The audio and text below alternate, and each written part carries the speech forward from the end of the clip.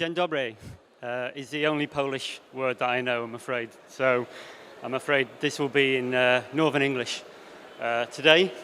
And that music is fantastic. I'm going to get that to play every time I walk into a room, and then be really disappointing afterwards because it's only me. However, so I'm here to talk about marketing. I've been doing marketing of games for 22 years. Sorry, that's better? Excellent. Whoa, the voice of God. So I've been marketing games now for 22 years. I started as a child. And I love games. I'm the worst player of games ever, but I absolutely love working in video games. I feel very lucky to work in games because I love it so much. Today, I work in mobile for Chillingo, and what I want to do is to try and give you some tools, basically tips and hints, things that don't cost a lot of money, because we work exclusively with the indie development community, and we know that resources are a thing that is very scarce and hard to come by.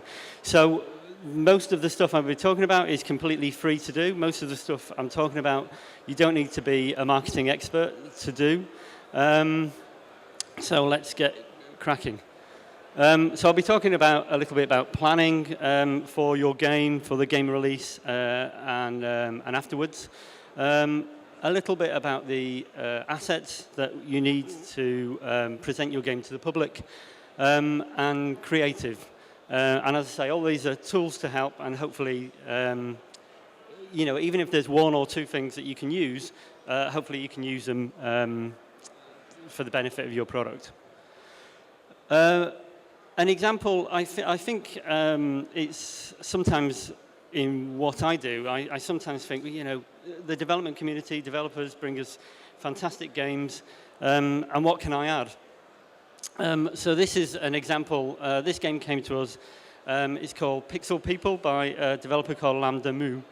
And we saw this game in-house. The marketing team played it, and we just kind of fell in love. It's a city builder in a pixel art style. And we completely fell in love with the art style, with the charm in the game, with the characters, and the mix of kind of city building and collecting. So we were very excited to see what the developer had prepared for marketing assets. And this was the very first draft of marketing assets that came back from the developer. So it's like, whoa, hang on. This is not, it doesn't look like that. It kind of looks like this kind of cutesy kind of character game. And it's nice, but it's not that. And, what we're going to sell with this game is that. So we replaced that with this, which is essentially a screenshot, So we said, we looked at that game and we thought about how we positioned it, the kind of consumer that might want to play it. And we thought, they're going to love the graphics just like we did. So let's use essentially screenshots to advertise it. And then you see some of the iterations of screenshots through the different lives of Pixel People. We found out that people really love the discovery aspects, so we highlighted that. We had our World Cup update, so we celebrated a world of sport without jeopardizing any copyright there. And at Christmas, of course, we create a Winter Wonderland, so all themed updates for Pixel People. So next to talk about a plan. A plan is really essential, and it doesn't need to be massive, it doesn't need to be really detailed, but I think you need to plan, make your game, do your magic, but also plan about what's going to happen. What do I need to do before launch? Who do I need to kind of tip off that this game's coming out? Do I need to kind of build a community? Do I need to start, talking to my mates, even on Facebook, to get this, to kind of start building up a little bit of anticipation for this game? And what do I need to do in terms of thinking about who I'm going to sell this game to, why I'm going to sell it, and which channels. And then launch, what do we have to do at launch in terms of who do I need to be talking to at launch? Do I need to be sending codes out? Do I need to be talking to the platform holders? And just because you're an indie developer, you might be a one-man band or a two-man band, you can talk to Apple, you can talk to Google, why not? And then, post-launch. So post-launch, what are we going to do afterwards? How am I going to update the game? Maybe I'm going to address the reviews, the comments in the reviews. Maybe I'm going to do a major update to coincide with a seasonal opportunity or a holiday, something like that. Names. So, sorry, kind of skipping through things here, but there will be chance at the end to ask some questions, hopefully. So what's important with names? We spend a lot of time at Chillingo debating names, making sure that we find the right name for the right game. And what we found is that, you need to be international, and you need to be simple. In a lot of cases, is good. And sometimes obvious is good. Not all the time. We've just released a very simple mass market puzzle game called The Top Spot. In the top spot, you tap the spot on the top. And so, it's a really easy name that people can grasp. The name actually describes the gameplay. So in that very casual market, it's kind of nice to do that. If you're making an RPG, you don't want to call it The Nasty Dragon. You probably want to call it, the Aeons of the Nasty Dragon or something. So it's what's appropriate in that genre as well. An X statement. So X statements, well, the actual word X statement, it sounds like, marketing BS, basically. Because marketers use that kind of terminology. But an X statement is important, I think. So what we call an X statement is it's a phrase, it's a term, it's a sentence which describes your game and describes what is different in the game, describes what people are going to buy into.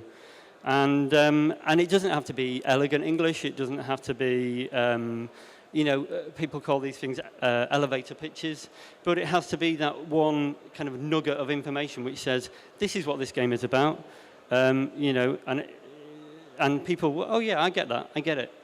It's kind of an instant thing. So here's an example. I was trying to think of a game in my head, because I've got many games in my head, and voices as well, but I'm going to get some medicine. So I was thinking about, what if you had a multiplayer game, but it was a tower builder, and it meets Gothic architecture? It's not great English, but it would describe a game, and describe something. It gives you the genre. It says it's multiplayer, and yet it's got something unique. It's got Gothic architecture, and this is what I thought that game would look like.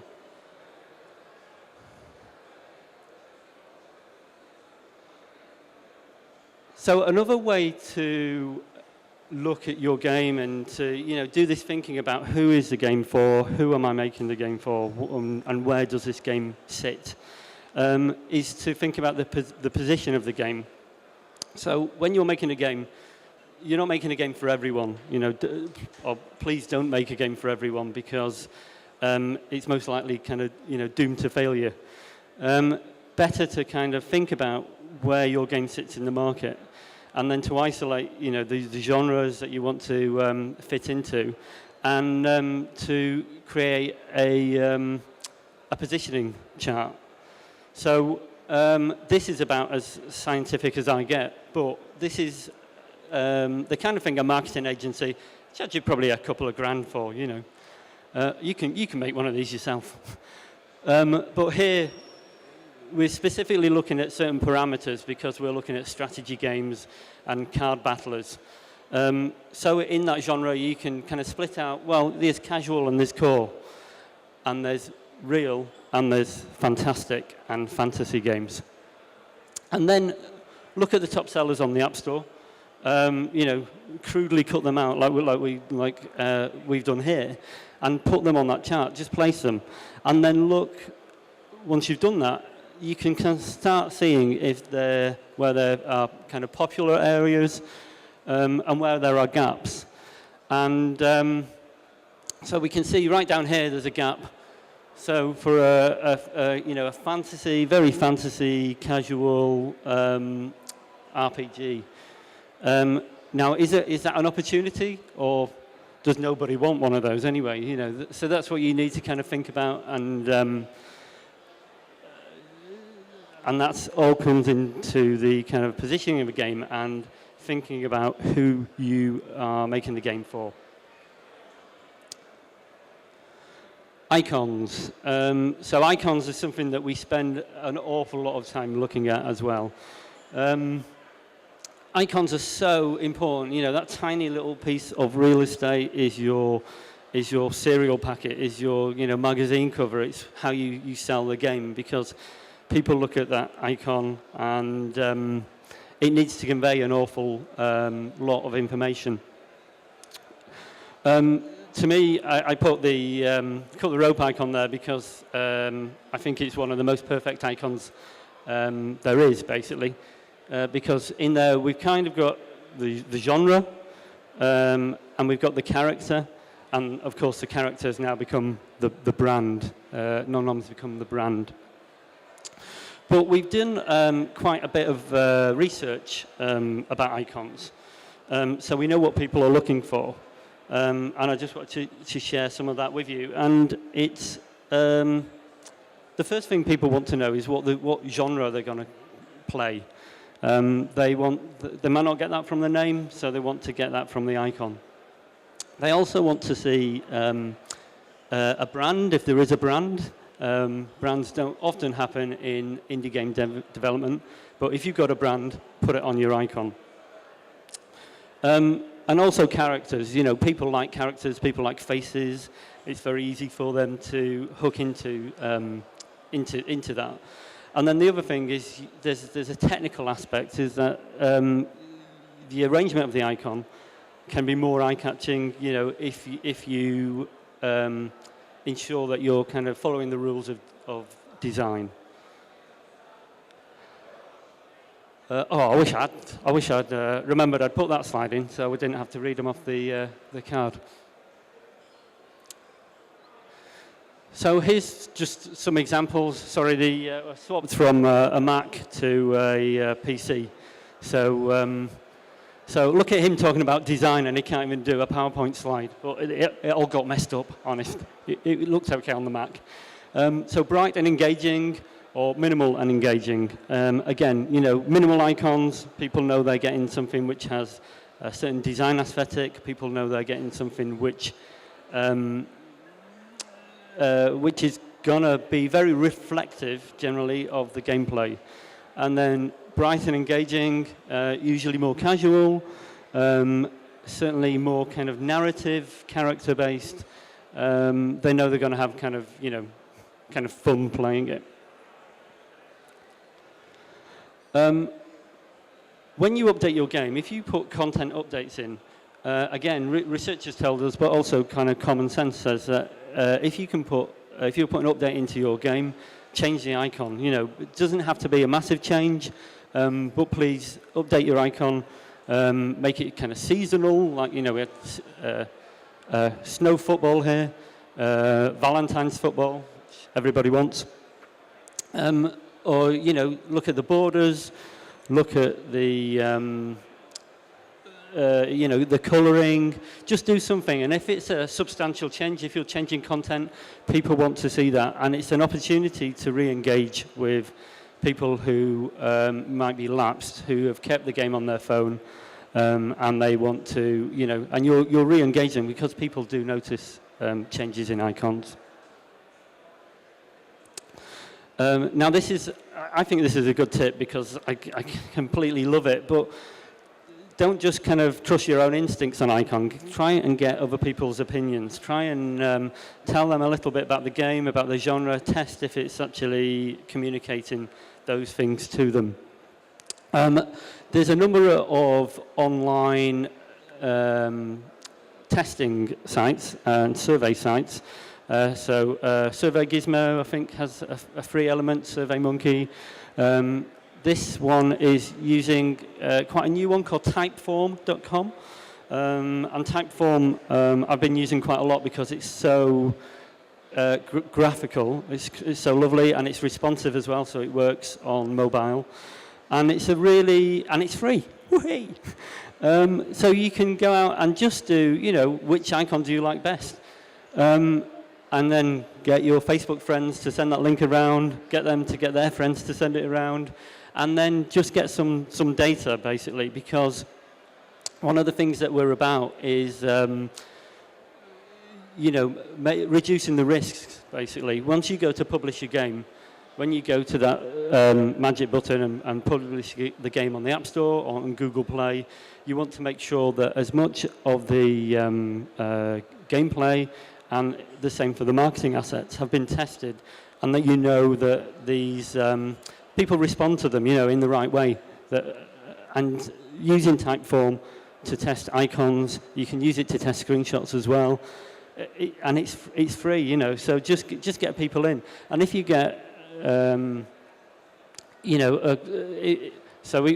this survey we got 600 respondents, but if you get 50 respondents, it's generally, and you're asking the right people, it's generally a good steer, basically. You don't need that many to start becoming statistically relevant. Now, if I was a statistician, I probably have a figure, but I can just, I'm in marketing, I can barely count to 10. But experience tells me that if you target the right people, if you ask the right people, the favourites are always pretty consistent.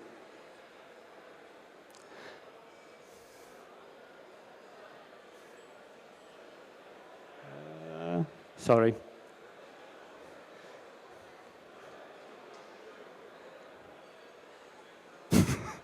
Doesn't want to show that slide. Okay. Screenshots are vitally important, as you know. I hope Yang isn't in the room, but I just had a quick look on the App Store to see if I could find some screenshots that I thought might not be quite, the best screenshots. I was horrified to see this. I keep waking up, actually, and seeing the cat face lady. So that's an example of not great screenshots. So how do we make great screenshots, and what do people want to look for in screenshots? So again, we've done some research and want to tell you a little bit about that once I get the right piece of paper. So what we found in research is that people like to see game objectives kind of talked about in screenshots. They like to open it, they like to see the look of the game, but they also want to know what I'm supposed to do in the game, what the end game is. Sometimes controls are very important as well. So your screenshots it shouldn't be seen as an instruction manual, but if you've got very easy controls or slick controls, it's a good thing to kind of call out in a caption. The gameplay is obviously vital. You want to show, at least 3 of these slides need to show in-game action. And story and narrative, if that is kind of relevant to your game. If it's a very simple casual game, that might not be relevant. But if you've got something where you've got an RPG, or you've got even a match 3 with some kind of narrative strain to it, it's always good to put that in there. I put this slide in there because now we have the marvelous ability on iOS to add video. You should always consider this first screenshot, which is a freeze frame from your video, as one of your screenshot selections. So a lot of people kind of just use a generic frame or use the title of the product there, and it's kind of missing an opportunity, because as long as you kind of work around this horrible play button, you've got an extra screenshot there. You've got your 6 screenshots, so please use that. Use it wisely. Okay, now we're talking about SEO and how to choose your search terms and how to choose the terms that you might use in an App Store description and how to get some free help. And this is how you get free help. You go to Google AdWords and you get a free Google AdWords account and you play with the AdWords tool there. Again, it's completely. You can put something in like, submarine battle, as we did here, and it comes up with a lot of words that you will have thought of yourself, a lot of words that you know. However, it will throw some things up that you won't have considered. And, it's up to you. You can kind of choose to use those words or not. But I think what this will do is allow you to kind of find some words that are not so obvious, that might give you a little bit of a leg up in terms of SEO when it comes to when you're floating your game on the store. What's the next thing? Terrific trailers. Trailers are very important. When you put your trailer on YouTube, a hint, tip, always call it official HD gameplay trailer, because people who are invested enough to go and look for your game will want to see the official, trailer, and they'll want to see it in HD. These guys are kind of, they know what they want, and they want to see good quality, and they want it from source. So it always helps with your YouTube SEO to put official HD gameplay trailer. And then also, just your first line of the description should be a link to the App Store or to Google Play, so that people can see it and know where to go immediately afterwards. Are you really J.J. Abrams? So I'm going to be a little bit critical, I guess, of some of the developers that we've worked with in the past. Developers are kind of creative people, and we often get, we work with developers. Developers will send us treatments or proposals for their trailers. And, and you get some, and you kind of open it and are very excited. How are you going to show me this this match-free game? And they say, and the first line is, we open on a beach. And you go, hang on a minute. I just want to see, I want to see you say, we open on gameplay. Because with trailers, you've got 30 seconds, basically. That's the truth, unfortunately. And again, there's a free tool on YouTube, your engagement tool. So if you go on your YouTube channel, you can go down to analytics and then go to the engagement tool, and it will show you the drop-off of people watching it, and and you can kind of start seeing, well, hang on a minute, I can start actually looking at my video, checking the time codes, and seeing what people are liking and what people are not liking. So that's free, and you can go and see, oh, they're quite interested in the first bit, or they didn't like that bit, and at 46 seconds, most people kind of started to turn off. What you really want is a decline like this, which is much, much gentler. But even with a decline like this, you always get a very big drop-off right towards the end. So we've seen that. So basically, you've got 30 seconds. Forget all the setup. Forget, massive amounts of narrative. You just hit people with gameplay, because your gameplay is stunning. Show off with that, but do it very, very soon. Score with your score. That's terrible headline. But again, a problem that I come across time and time again is that people make a gameplay trailer and they use the music from their game in the gameplay trailer. How often the music in a game is very kind of, designed for a different thing, really. It's often kind of meant to be kind of quite passive, quite atmospheric. It's not designed to kind of arrest you. It's designed to work with all the other elements of a game.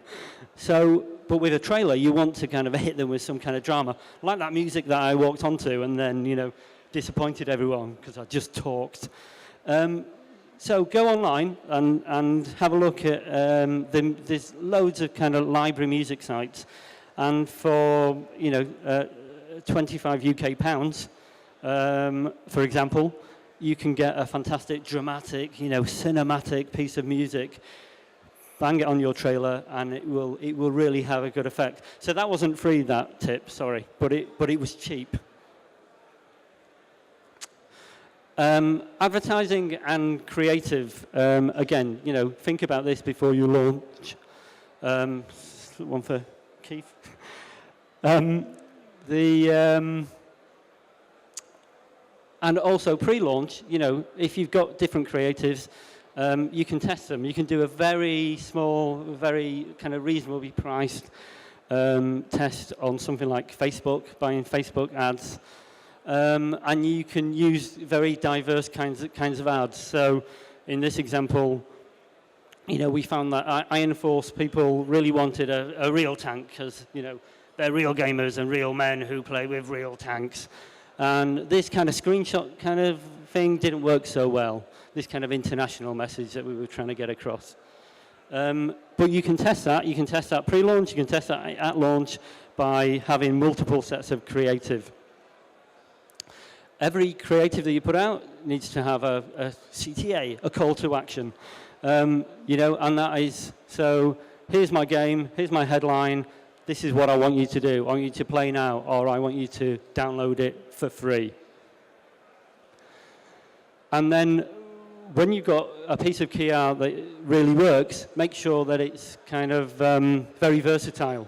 So this art, we found it very powerful because it had characters in it and also had gameplay. And people who were playing Combat City Builders really wanted to see what the gameplay looked like. So keep that versatile. And finally, just, all I do is market. It's kind of, well, it's not easy. I've just been doing it for so long that I kind of just do it. But what the development community does is where the real, the inspiration is, where the creativity is in this industry. And I wouldn't be in my job without it, and I wouldn't look any good without it either. So if you guys keep making amazingly great, content, amazingly great games, it makes me look good. So keep on making great games.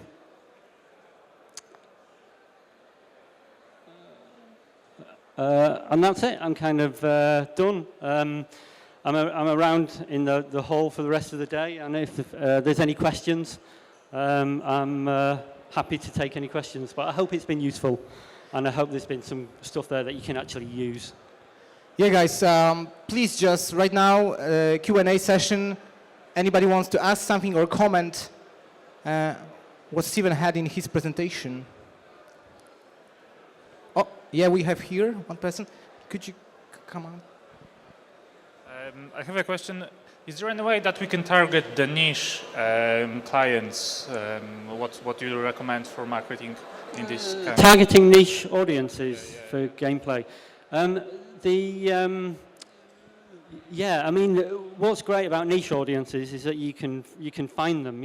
If you can identify them and find them, and I think that's becoming more and more important in mobile games because.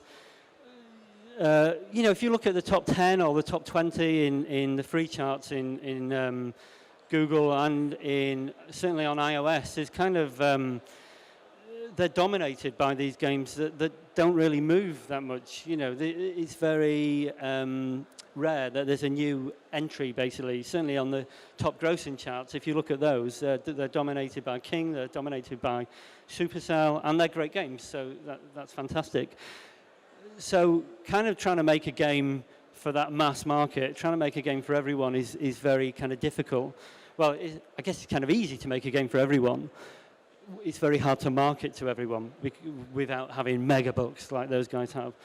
But if you're marketed to a niche, try and do your research, find those blogs, those Facebook pages, those individuals who might comment a lot on Twitter or through other channels that you and media that you really want to kind of target and make a pitch to each one of them, but know about them before you do. So if you're targeting, a niche, I don't know, so you might have a mixed martial arts game or something. Find out who's writing about martial arts. generally not just about martial arts games, you know, and try and read a lot about them, and like anything, and you know, if we're approaching journalists, a good thing to do is to read the journalist's work, find out what they really like, understand them, understand what turns them on, and then you approach them with, hey, we've got this game, I think it might be right up your street, you know. But look beyond the gamer's world to that area that you're targeting.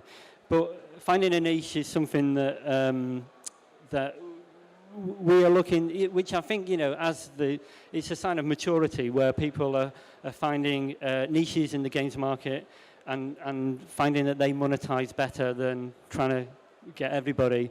And then getting, I know Jan in the last presentation mentioned this 2% figure. Well, that 2% figure is great if you are targeting the world, but it's no good for me if I've only got 600 players. But you know, if I can get a bigger percentage with a much smaller audience, well, then I can still monetize. So. Oh, we have another question. Thank you for the presentation. I was wondering if you have any hints on how to design the cross-selling within the app, which seems to be a pretty nice conversion tool for next players. Okay, so cross-selling across the Chillingo network and also across the EA network is very important for us, and it's a big part of our offer to developers. We have a tool called Pop the Offer, which kind of floats bubbles onto the screen, and that's a kind of a mass kind of tool in terms of we float millions of these bubbles. It's something like 40 million a week, and people can, you know, tap on the bubble and the store opens in front of them. It doesn't take them out of the game, gives them the option to download or not. Other types of cross-promotional tools that we use are just actually taking some of the advertising space that we've got and using that, you know, for banners and interstitials. There's a tool that EA use where they kind of wrap the like an interstitial or a banner ad, so it kind of looks in keeping with the game, so it's less intrusive. So, you know, if it's in real racing, it might have tire tracks around it or something like that. And they call those franchise wrappers, or frappers, they call them. And so, you know, so that's something that I think kind of people expect to see cross-promotion in games, but if you can kind of think about how do I make it a little bit more native, how do I make it a little... Still, you're going to show them an ad, essentially, for another game, but try and wrap it within... you know, something that looks a bit more natural. So another good example is in the Sims 3 play. There's an actual, just in the landscape, there's a kind of a billboard. And in the billboard, we can use that as a cross-promotional tool. So it's trying to, you know, I think cross-promotion and advertising is something that all freemium gamers accept now. But what we are always trying to work on really is how to make it more acceptable, how to make it more kind of permission-based, that people kind of see the ad, but they don't mind it so much because they're getting something from it, or it kind of fits, or, you know, if that helps. Okay, anyone else? We know that we have great content here in Poland, but marketing is something that we have to work on, so use your time now. Hello. The question, Hello, sorry. The question is, what marketing action would you recommend to do when doing a major update or releasing the application? For major updates. So for major updates, I would definitely, I mentioned the icon change before, that's essential. I would swap out screenshots, maybe not all of them, but certainly your first 2 or 3 screenshots. I would, if it's a major update, let the platform holders know, you know, why not tell them. You want to pitch to get in that new updates or best new updates section. And then, you know, and use all your channels, refresh your creative if you're, you know, if you're lucky enough to kind of have a creative campaign or any kind of cross-promotional campaign, refresh that and make sure that one good tip is to kind of theme updates. So don't just call it you know, update 1 or update 1.4. Find a theme for it. So find a, you know, for Iron Force, for example, one of the most successful updates we had, they introduced a new map and we called it the Fallen City. You know, it was all drama and action and cities collapsing. But the players love that, you know. So if you've got a match 3, you might call it, you know, the Jewels of Destiny update. And it might mean nothing. I mean, it'd be good to have a hook in the update, but just theme it, give it a name. It seems bigger then. It seems like you're marketing a bigger product. Thank you.